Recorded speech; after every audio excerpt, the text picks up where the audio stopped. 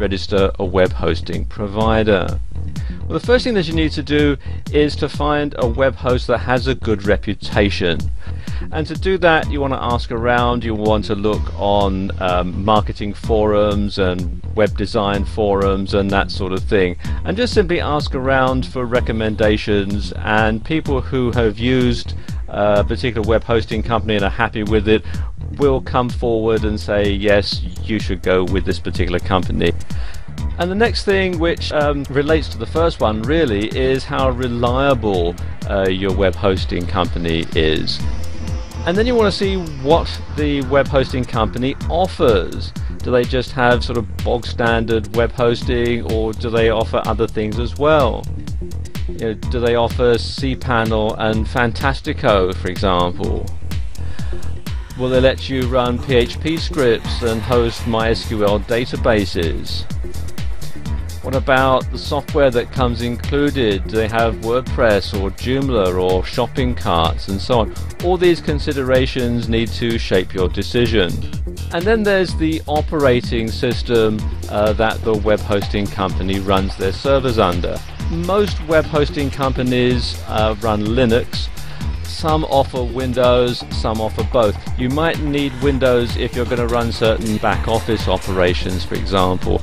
And then there's the scalability issue with your hosting company. Are they going to be there to let you grow your website as your business grows?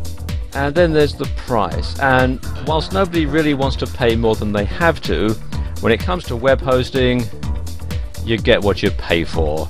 And if it seems too good to be true, it probably is too good to be true. And that's all I think I really need to say on that subject. And then there's the customer support that your web hosting company offers. And this can be very, very important, because once your website's down, then you're losing money. So you need to get it sorted out as soon as possible. So you need to be able to get onto your web hosting company right away if there's a problem.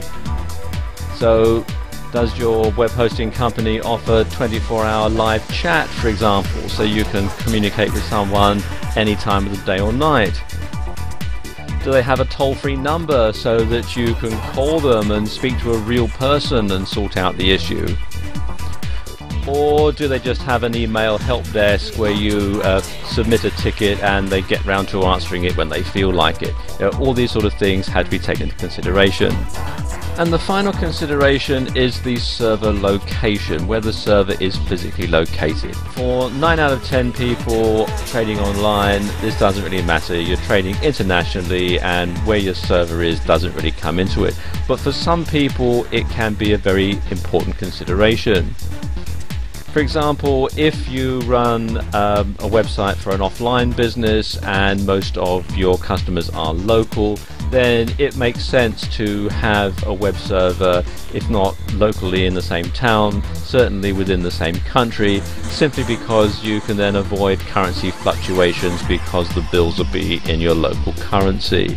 And then there are the legal issues. Now, I'm not a lawyer, so I'm not going to go into a lot of detail about this, but do bear in mind that every country is different. There are some things that are perfectly legal to do in your home country that might get you sent to jail if you do them somewhere else.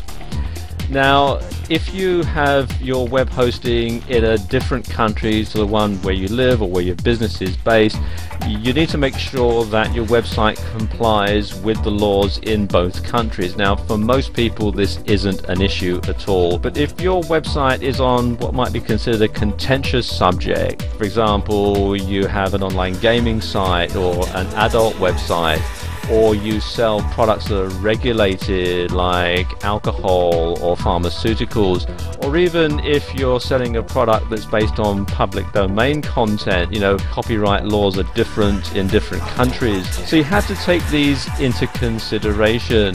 So if you are in any doubt as to whether the legality of what you're doing in the country where your website is hosted is different from what you are at home, then the best thing to do is to have a web host in your home country and you could even go so far as to have your domain registration and credit card processing all in your same country as well, because then it just falls under one jurisdiction, and that's not legal advice, it's just common sense. And the final consideration is if you have your own server and you're just renting the rack space, then obviously you want to make sure that the data center isn't all that far away, so that if there is a problem you can get in your car and go down and sort it, or get your engineer to go down and sort it. So like I say, for 9 out of 10 people watching this video, location isn't going to be a problem, but if you're the 1 in 10 person, then it's something that you need to consider very carefully. Now, one company that has an excellent reputation and ticks a lot of the other boxes as well is HostGator, which you'll find here at hostgator.com. And it's very simple to sign up with HostGator, and as you can see, their prices aren't too bad either. What we do is come down to where it says View Web Hosting Plans, and it takes you to this page, and you can see the different hosting plans and also what you get with them. For example, they've got cPanel and MySQL databases and software like Joomla and WordPress and so on. So let's say I'm just starting out and I decide I want to go with their so-called hatchling plan, which you can find here. All you have to do is click on the Order Now button.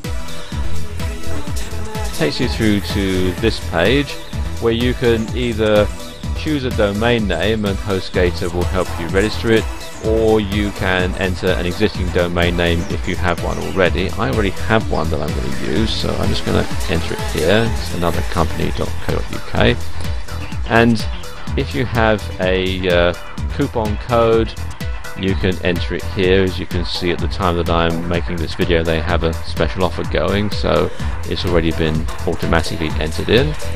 And then click to step 2, and this is basically where I put in all the billing information, the username and the security PIN number, and then I enter all my credit card information and so on, and then read the terms and conditions, of course, and then click on the button here to create my account.